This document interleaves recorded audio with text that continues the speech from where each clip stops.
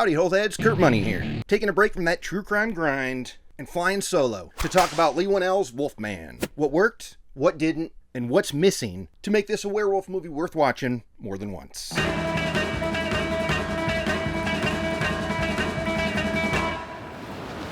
If you haven't seen it once, it is now streaming on The Cock, the worst platform with the best content.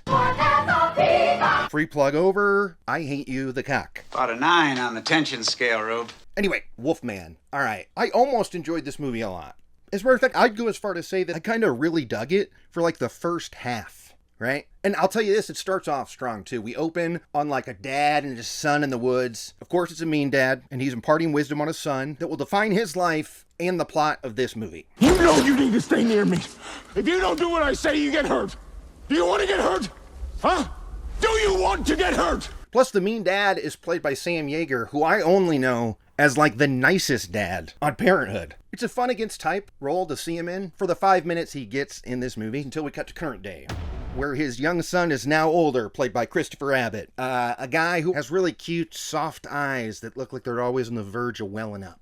The casting of child Christopher Abbott to current day Christopher Abbott, well done. Well done on that. So he's with his kid, and of course he's way nicer to his kid. Kind of, but he's just as afraid for her. I told you to get down. Why didn't you listen to me, damn it? I think he's a great choice for this, because we know that those soft, near-teary eyes are going to be wolfing out soon.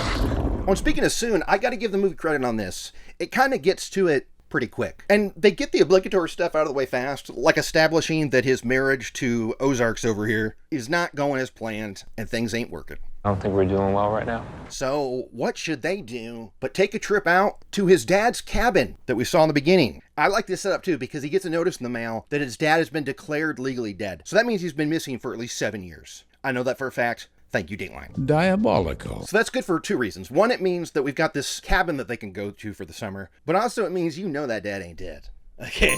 And he's most likely going to be a wolfman. Do you want to get hurt? Then bam, we're off to that cabin. They're in like a moving truck, and they're driving through what looks like straight up scary, terrifying woods.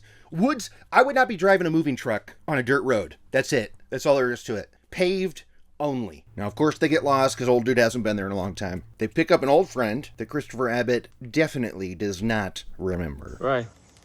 Oh, Derek. And he's alive just long enough to say some weird stuff about him and his fam. I bet you look at them every day and wonder how you got so lucky to have such a smart and beautiful family. And then a mysterious figure, aka the Wolfman, is standing in the middle of the road looking at him.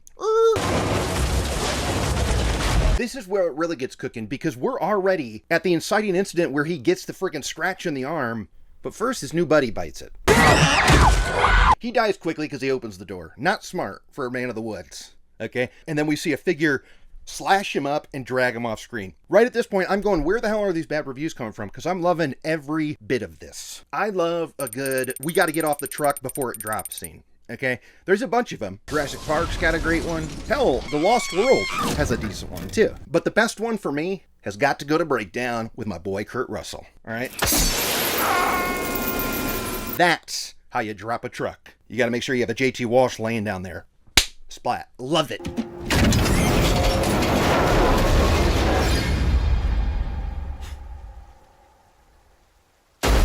That movie rules. 10 out of 10. So anyway, back to Wolfman, where I'm going, hell yeah, this movie's cool. I'm digging this. Right on, right on. They go to the house. They get chased there by the Wolfman. I'm still on board. And then that's kind of where the onboardness stops and just kind of becomes boredness.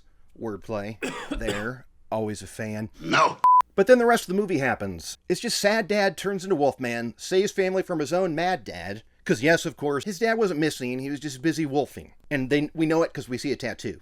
Not a dope one that says the Burbs like this one, but it says like Lovell or Lowell or something. And then, of course, as sad dad becomes full-on Wolfman, he's got to die, because that's how these things end, okay? You got to R.I.P. the werewolf, okay? He wants this to be over. R.I.P. Wolfman and R.I.P. the Dark Universe that Universal had such high hopes for. Boy, did they want us to love the Dark Universe. So Wolfman, yes, stinkeroo. Everybody's right. It's not for lack of trying, and honestly, I think it was doomed from the jump, because, like, when the teaser came out last October, it had, like, teases of what the Wolfman looked like, but not enough. And then when we finally get our eyes on the Wolfman, it's not what we're looking for. None of the Dark Universe stuff has worked, except for Invisible Man, which was, of course, Leigh Whannell. And you get why they tapped him to do this Wolfman. Like, he's holding the hot hand because Invisible Man did rule. And it's also based on a dusty-ass IP owned by Universal. Okay, so it's like, if he can make Invisible Man kind of cool. They were hoping it would work here with Wolfman, and unfortunately it did not.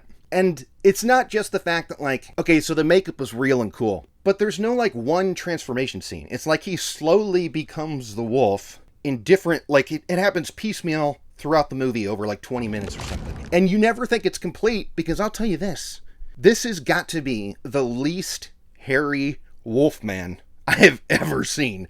Dude's back hair looks like mine. Sick burn on me. Boom. Roasted. Worth it for this, because I need way more hair on my Wolfman. This is insane. Like, his face is all gloopy and gloppy. We're supposed to be scared of this dude. And while I guess I am, but less because I'm afraid that it'll bite me, and more that I'm afraid of what I'll get if I touch it. Right? Like, what's with this face here? Anyway, distracted. Where am I? Wolfman, transformation. It didn't happen all in one scene. Like, the best werewolf movies are famous for the transformations, and they're friggin' dope, right?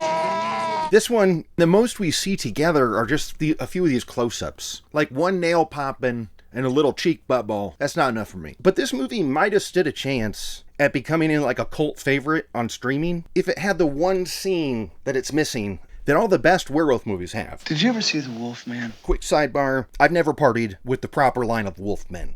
Lon Chaney is like, never have I seen any of those. But I'm familiar with the best werewolf movies in the biz, and those are American Werewolf in London and The Howling, of course, by my boy, Joe Dante. Yeah, I prefer The Howling. That is my favorite werewolf movie, but we gotta give a special shout out to American Werewolf in London because it's the only werewolf movie, and only movie as far as I know, that has a credit at the very end of the movie that congrats Princess Di on their wedding. That's for real. That's literally at the very end of the credits. I'll admit, The Howling doesn't have that, okay? Both movies, I think, came out in 81, which is also weird that peak werewolf was in 81. There's other werewolf movies I enjoy, like, The Howling 2, Your Sister is a Werewolf. And I saw her sit upon a hairy beast. Also fun. But think about the two at the top of the pile. And this is pretty much a given. I mean, this isn't really up for debate. What they both have is a scene where the dude is becoming a werewolf and he's loving the hell out of it. Listen to this part here. He's having the time of his life just wolfing out. And one would argue that American Werewolf in London is sometimes having too much fun because it gets a little annoying sometimes. I don't know why I feel so good. I haven't felt this good in a long time. You know, my body feels great. I feel like an athlete. Let's go back to your place for a quickie. And in The Howling, Robert Picardo, also in The Burps, I like this. he knows it hurts and all that, and he's mad and rawr, but he's also like doing straight up Looney Tunes stuff where he's like picking the folder out with his little werewolf hand. There's some funny stuff in The Howling. Actually, all the werewolves in that movie love being a werewolf. I will argue that. You can't tame what's meant to be wild, Doc. It ain't natural. Pretty much, they all dig it, okay? It's the humans that aren't crazy about it. And that's where this Wolfman comes up short. He goes from being like a timid little cry-eye guy to being a killer werewolf, and it's just Bummerville from there to the end. Like, we need at least one time where he's like hopping around, right? Or being extra strong or something, where he is having a blast just being a werewolf. Now, it's hard to do in this movie because it all takes place in like one night, which I think is kind of cool. And I guess you could argue he enjoys being a werewolf because he saves his family, but none of that stuff is fun. It's all just kind of murky and blah and like, ugh, you know? And actually, you know what else is missing from this that I love in a werewolf movie is when a werewolf is dead and they cut back to it and it's just a naked dude, okay? I love that. Even Silver Bullet got that right. Another movie that I think is above Wolfman. I mean, it's considerably below The Howling and American Werewolf in London. Let's say those two are like here. Here's Silver Bullet. Down here's the Wolfman going, hey, what about me? Or hell, I mean, it doesn't even have to be a dead naked dude. American Werewolf in London, they do not shy away from the naked dude post-werewolf night out, okay? Our dude's out there hanging dong in the park, scaring little kids. Love that. Lot of naked dude in that one. But not in the Wolfman. No buns in sight. If they had that scene of fun, I feel like it'd be a lot easier to let the bad stuff go, like the goop face, or the weak transformation scenes, or the fact that we don't get to see that truck drop. Here's another thing. As far as I know, it's still out there hanging. So any future Wolfman makers out there, ask yourself this one simple question. What would Joe Dante do? I mean, I think every filmmaker should do that. Actually, every human should do that as well, okay? But specifically, if you're making a werewolf movie, what would Joe Dante do? And you know what he'd definitely do is do a live-action Looney Tunes thing. And so no matter how deep and dark your movie is going to be, and how it says all this stuff about family and blah, blah, blah, blah, blah, like, still, there's got to be some levity in there. What would Joe Dante do? Just ask yourself that. Put a pepper steak on for me, will you? And a hamburger for the lady. How do you want that? How you want it, honey? Rare. That's going to do it. I'm Kurt Money, as always, asking you to please, please recognize To Bit Boat tonight before you go to bed. To Bit Boat.